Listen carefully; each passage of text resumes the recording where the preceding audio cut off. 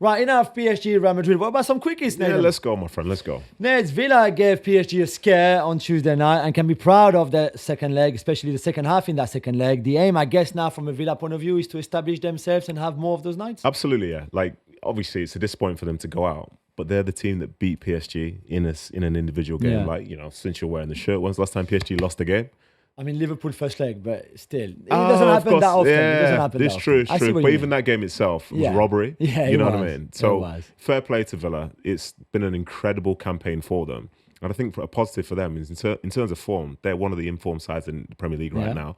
So not only have they been in the Champions League, they should have every belief that they can be in the Champions League again next year. And if they are, well, the expectation, imagine how high it could be. Yeah, I know. I agree. So, your Tuesday night then must have been pretty stressful with the PSG performance, though. I could hardly watch it. Yeah, I could hardly watch, to be fair. I won't lie again.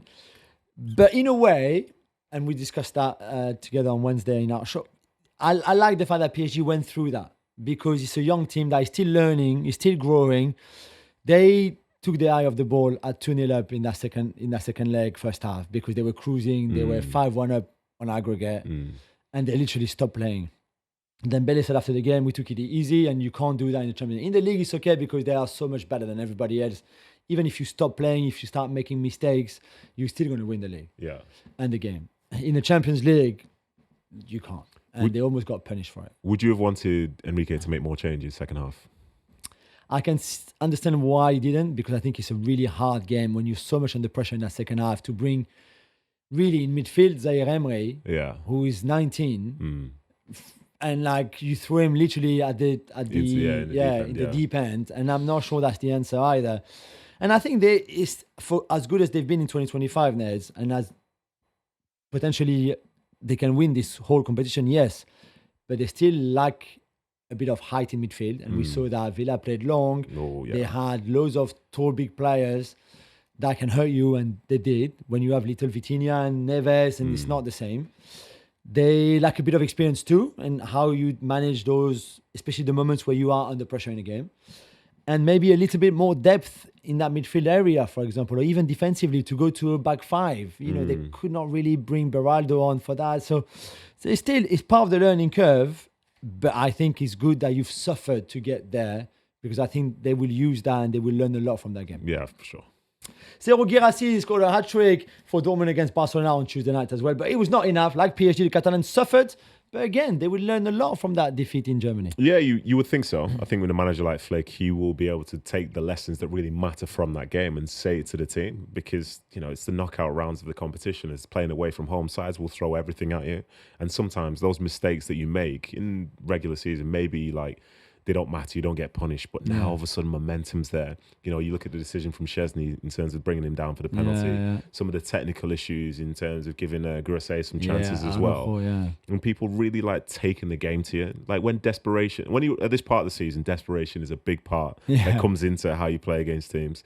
And when you play against top quality sides as well, that stuff will matter. So for Barca, it's great they're in the semi-final.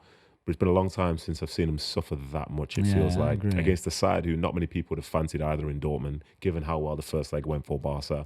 But it's a lesson, as you said. If you give Guirassy and you score a perfect hat-trick as well, right foot, exactly what it was, yeah.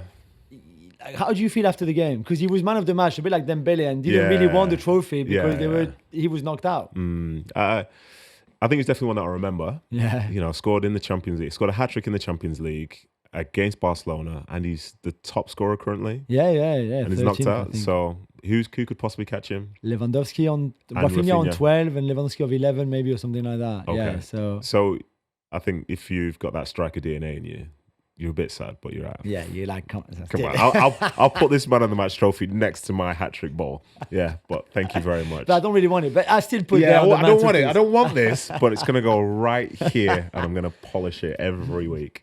So Bayern Munich and Harry Kane put up a great fight against Inter Milan, but it wasn't enough as they are out, Jules. Will they have any regrets?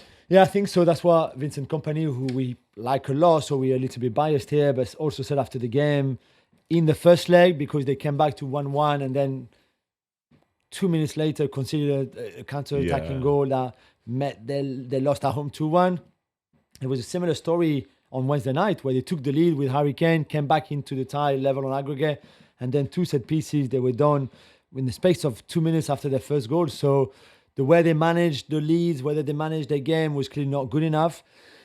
For Vincent, I think still trying to find the right balance for this team, attacking wise and defensive wise, because they're really good going forward defensively. At time a bit shaky, and to be fair, they got bad injuries at the wrong time. No Upamecano, no Davis, no Ito, no Musiala as well, which would have hurt any teams really to lose some of those key players. So it's a bit of a shame, but it's still a learning curve for Vinny, right? Yeah, you would say so. You would say so. I think this is, unless he did it and like this is his first Champions League campaign as a coach. Proper, and he's doing it for Bayern Munich in the season where the final is in Munich. Yeah. So that comes with significant pressure. And they'll be disappointed, obviously. But again, it's those little details, because I think what some people forget sometimes, you mentioned the 2 set-piece goals. We only think about set pieces in terms of how teams attack, but you as a defence, you've got time to set up as well. Yeah. So when you lose games and you concede in that manner, the frustration is enormous, because you know the things that you could be doing.